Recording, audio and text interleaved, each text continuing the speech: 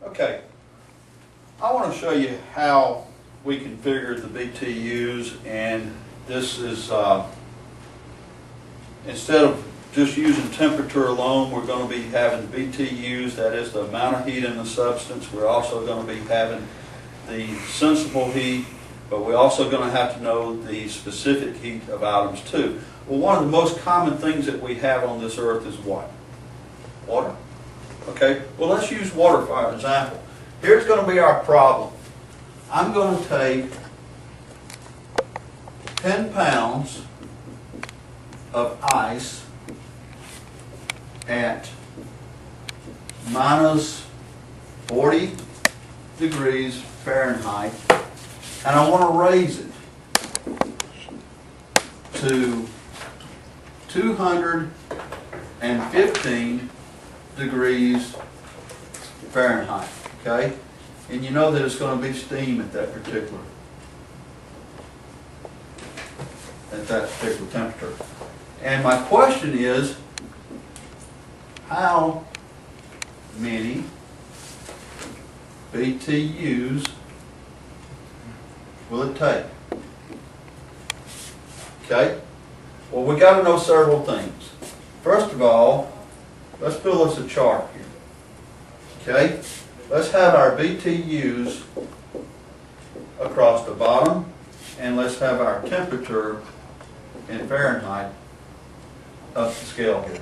All right, what does it ask us to start off with? 10 pounds of ice at minus 40 degrees, right? Well, I'm going to cheat a little bit. You'll find out I'll do that a lot through life. But the reason I'm going to cheat is because instead of using 10, I'm going to use 1. 1 BTU, I mean 1 pound of that substance.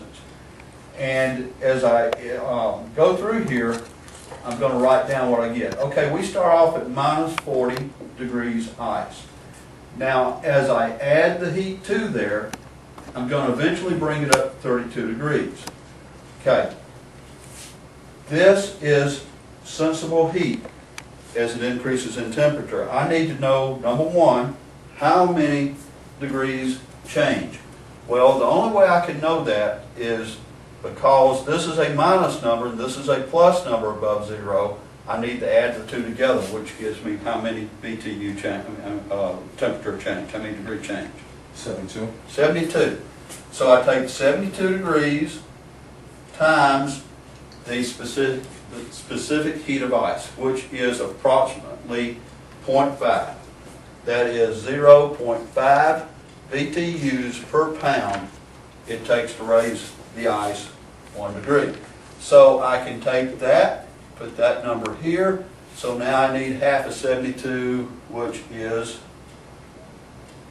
who's good at math? 36. 36. This is the BTUs. Okay? Now, at 32 degrees, let me ask you this. Do I have ice or water at 32 degrees? Both. I can have either, all of one, all or both. Okay? It depends on how much heat is in that particular substance. That would be the latent heat, huh? This is the latent heat. That's correct. The latent heat, it takes 144 BTUs to change 1 pound of ice at 32 degrees to 1 pound of liquid or water at 32 degrees. Okay, so we add that in our column, 144. That is the latent heat. Okay, once all of it's in water form, I continue to heat it up again. This time I'm going to bring it up to 212. 212. Now I need to know how many degrees there are between 212 and 32. 180. 180. So I have a 180 degree change. Now, what is the sensible or specific heat rather for water? 1. Takes 1 BTU to raise 1 pound of water 1 degree, right? Mm-hmm. Okay. So that's 1. So 180 times 1 is equal to 180. Okay, we get it up to 212 degrees. We continue to heat it up again. This time, we're gonna find out, this is not proportional in its length. We're gonna find out that it takes 970 BTUs to change 1 pound of water to 1 pound of steam. Okay?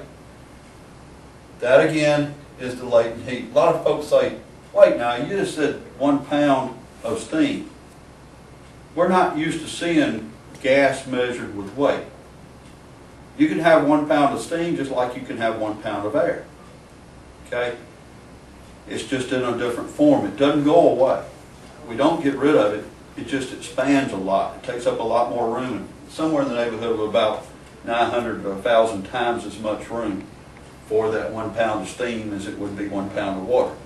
Now I'm going to do something else. I'm going to continue to heat up the steam even more to get it up to 215 degrees. And probably you're thinking, well, I never heard anybody say that they're going to heat up the steam, because steam is usually considered to be 212 degrees. It's a gas. It has the characteristics of gas just like air. We can heat air up. We can also heat up steam.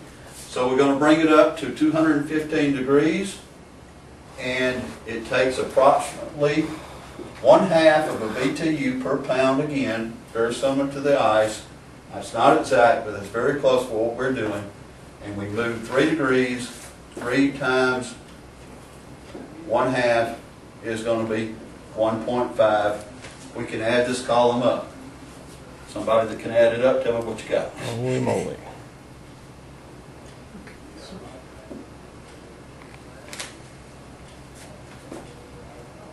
Yeah, 14. Let somebody add it up. I'm up here at the board, can't think.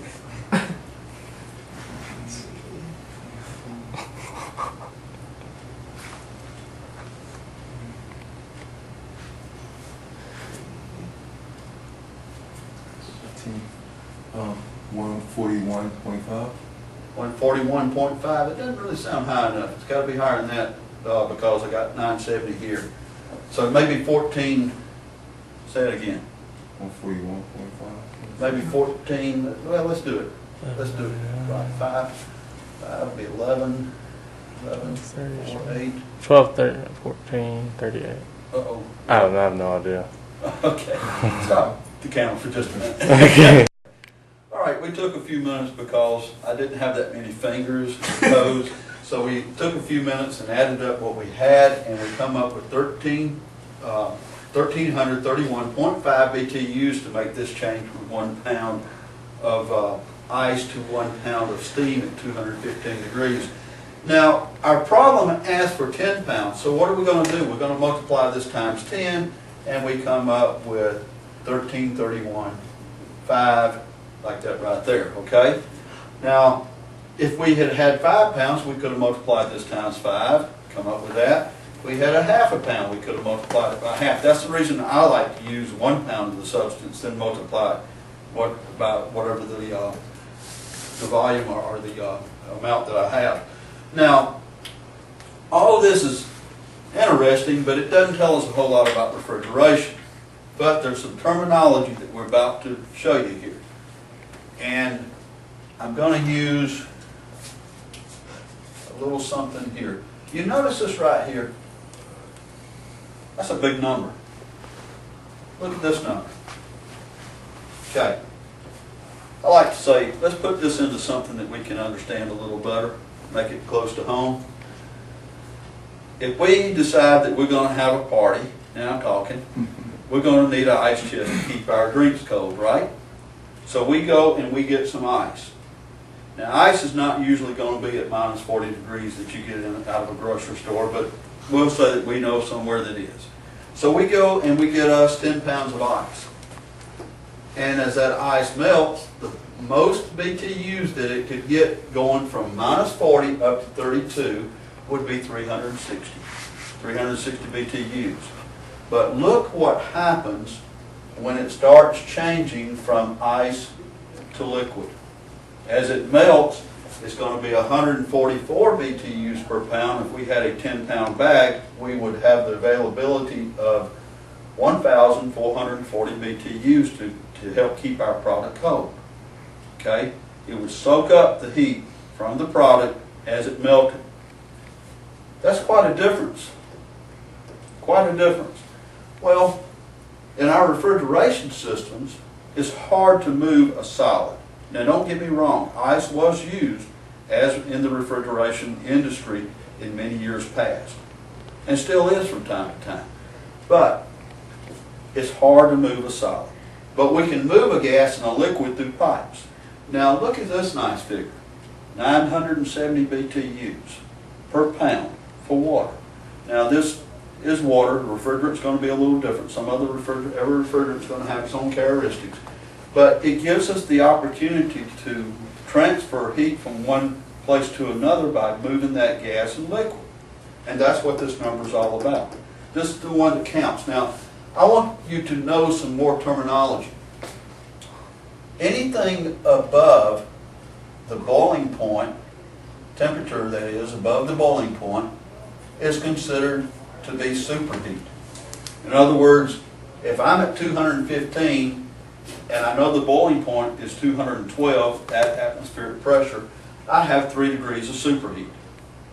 Do you see that? Okay. If I'm below the boiling point,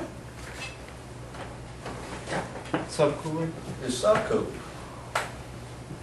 Okay? In other words, let's say that I have water at 200 degrees. I would have 12 degrees of subcooling. Okay? These are terms that you are going to need to know and understand. We use these in the air conditioning field all the time. For different materials, it's a different temperature that's going to determine the superheat or supercool. It's going to be different amount of BTUs. The temperature that's measured with a thermometer will still be the same or will be equivalent. A degree is still a degree is what I'm saying. Yeah. But the amount of BTUs that is required to make the change of the temperature may be different and will be different. Okay. Per substance. Got what you're saying. Okay? Keep in mind, this is the amount of heat. This is the activity of the heat. Temperature is measuring the molecules, how much they're moving. This is measuring the amount of heat that's in that substance. Okay? Let's stop.